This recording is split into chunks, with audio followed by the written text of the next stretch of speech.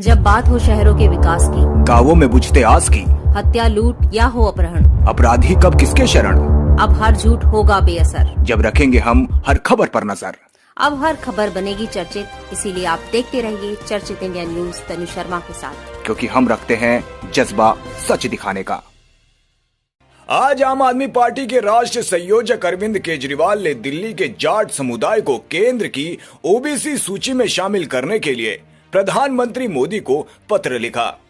इस दौरान पत्रकारों को संबोधित करते हुए अरविंद केजरीवाल ने कहा कि दिल्ली सरकार की ओबीसी लिस्ट में जाट समाज का नाम आता है, लेकिन केंद्र सरकार की लिस्ट में दिल्ली का जाट समाज नहीं आता है। ये हमारे दिल्ली के जाट भाई बहनों के साथ बहुत बड़ा अन्याय है। पिछले 10 सालों में 4 बार इन्होंने दिल्ली के जाट समाज को आरक्षण देने का केवल वादा किया है। दिल्ली में दिल्ली के जाटों को आरक्षण नहीं मिलता, मगर बाहर वालों को मिलता है।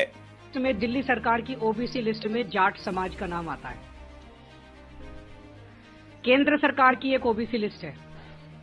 केंद्र सरकार की ओबीसी लिस्ट में दिल्ली का जाट समाज नहीं आता। तो दिल्ली यूनिवर्सिटी में जब बच्चे एडमिशन लेने जाते हैं तो उसमें दिल्ली के जाट समाज को रिजर्वेशन नहीं मिलता। दिल्ली यूनिवर्सिटी के कॉलेज में जाते हैं तो दिल्ली के जाट समाज को रिजर्वेशन मिलता है। केंद्र सरकार के किसी भी कॉलेज में या यूनिवर्सिटी में जाते हैं या केंद्र सरकार की किसी भी संस्था जैसे दिल्ली पुलिस हो गई, डीडी हो गई, उसमें नौकरी लेने जाते हैं तो दिल्ली के जाट समाज को उसमें रिजर्वेशन नहीं मिलता। बड़ी इंटरेस्टिंग बात यह है कि राजस्थान का जो जाट समाज है उनका नाम केंद्र की ओबीसी लिस्ट में है।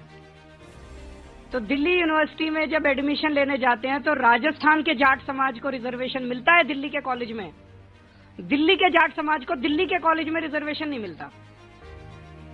ये तो हमारे पूरे दिल्ली के जाट समाज के भाइयों के साथ, बहनों के साथ बहुत बड़ा अन्याय है। और ये अन्याय ये जले पे नमक छिड़कने जैसा है कि 4 बार पिछले 10 साल में प्रधानमंत्री जी ने अपने घर बुला के और अमित शाह जी ने जाट समाज के नेताओं को आश्वासन दिया, भरोसा दिया, वचन दिया, गारंटी दी कि दिल्ली के जाट समाज को केंद्र की ओबीसी लिस्ट के अंदर डाला जाएगा। 26 मार्च 2015 को प्रधानमंत्री मोदी जी ने दिल्ली जाट समाज के प्रतिनिधियों को अपने घर बुलाकर ये वादा किया कि उन्हें केंद्र की ओबीसी लिस्ट में दिल्ली के जाट समाज को शामिल किया जाएगा। 26 मार्च 2015 को नहीं किया। उसके बावजूद 8 फरवरी 2017 को अमित शाह जी ने यूपी चुनाव से पहले चौधरी वीरेंद्र सिंह के घर फिर से दिल्ली और देश के जाट नेताओं को यह वादा किया कि जो स्टेट लिस्ट में ओबीसी जाती हैं उनको केंद्र की लिस्ट में जोड़ा जाएगा। फिर भी नहीं किया। 2019 के लोकसभा चुनाव से पहले दिल्ली में प्रवेश वर्मा के आवास पर अमित शाह ने जाट नेताओं से मिले, फिर वादा किया कि दिल्ली के जाट समाज को केंद्र की ओबीसी लिस्ट में शामिल किया जाएगा। फिर धोखा दिया, फिर नहीं किया।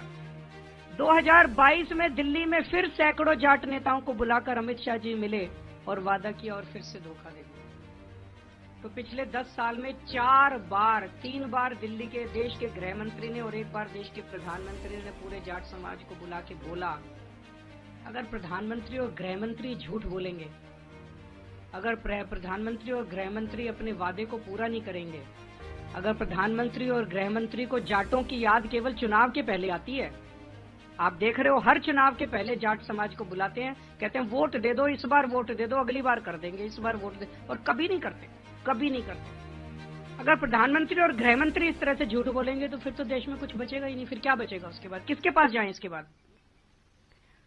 अब ये बड़े मजे की बात है, जैसे मैंने बताया कि दिल्ली पुलिस में राजस्थान के जाट समाज को रिजर्वेशन मिलता है, दिल्ली के जाट समाज को नहीं मिलता। चर्चित इंडिया न्यूज से तनु शर्मा की रिपोर्ट। राष्ट्रीय राजधानी दिल्ली से प्रकाशित राष्ट्रीय समाचार पत्र एवं यूट्यूब चैनल चर्चित इंडिया न्यूज को आवश्यकता है भारत के हर जिले व तहसील में पढ़े लिखे युवक व युवतियों की। तो आज ही संपर्क करें प्रधान संपादक से।